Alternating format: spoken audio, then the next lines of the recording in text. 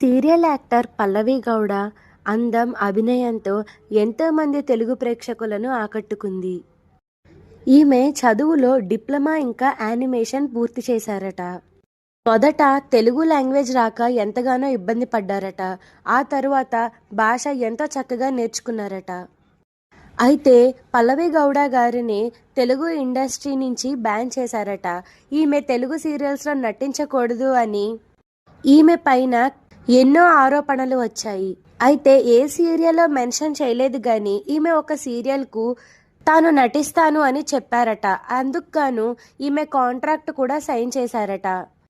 అయితే పల్లవి గౌడ గారికి సుమారు 2 నెలల నుండి సీరియల్ షూటింగ్కు గల డబ్బులు ఇవ్వకపోవడంతో ఈమె షూటింగ్కు వెళ్ళడం మానేశారట. సీరియల్కి డబ్బులు ఇవ్వకపోవడంతో ఈమె కనీసం వేరే షూటింగ్స్ చేసుకుంటాను, దానికి పర్మిషన్